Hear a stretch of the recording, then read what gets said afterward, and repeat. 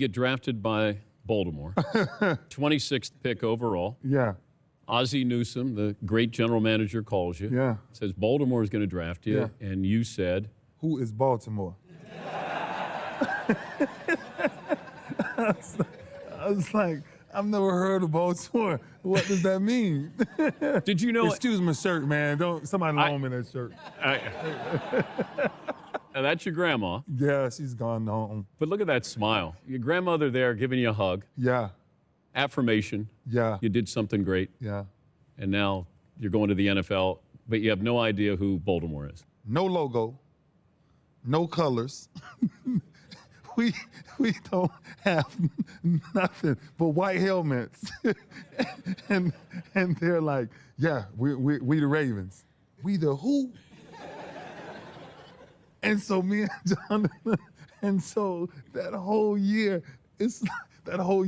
everybody's like, what you do? And play for Baltimore. We got a team. And so from the first day, we stepped out there at practice, and I'll never forget it. Pepper Johnson was there. And so they gave me number 53. And he was 52. He was 52. And they had me at weak side linebacker. 2 days in the camp, I walk up to Marvin, and he was like, what's wrong? Marvin Lewis, Marvin Lewis, defense coordinator. I said, I can't play weak side linebacker, and I cannot wear 53. He was like, why? I say, because middle linebacker is my position, and 52 is my number. And he said, really? I said, yes, Marv.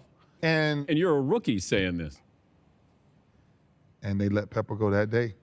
And then there was one guy that rookie year that changed my perspective on being a professional in the National Football League, and that was DeMonte Dawson. He was the most dominant person that I had ever played with from a technical point and from strength. I didn't know what old man strength means. Until that man grabbed me one day, and I mean, he grabbed me one day, and I'm chopping his hands, and I'm like, they're not moving. And the next play we come, he grabbed me again, and I'm chopping him. I'm like, man, that's the hell. And I went up to Marv, and I said, Marv, how the hell do I beat DeMonte Dawson? He was like, the only way you beat DeMonte Dawson, if you come up in here at 6:30 in the morning and learn how to beat DeMonte Dawson.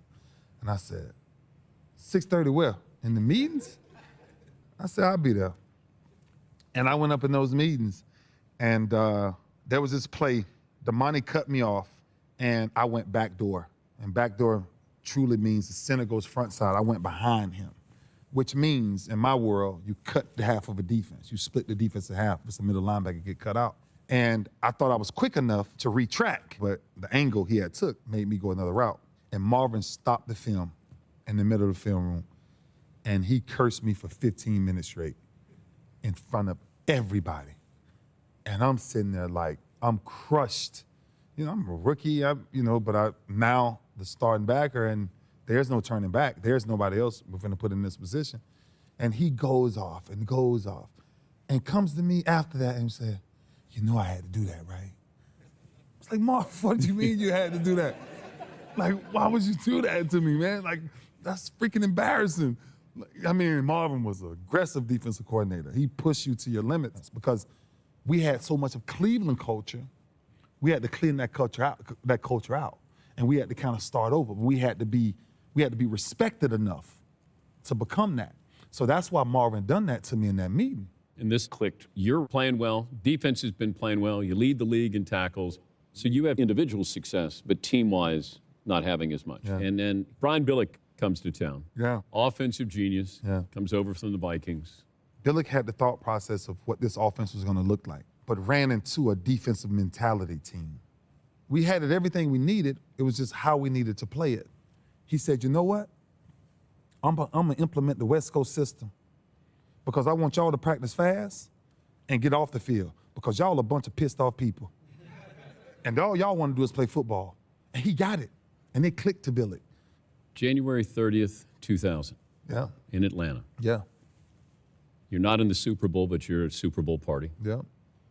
You're at a party, two of your associates you're with get involved in an altercation.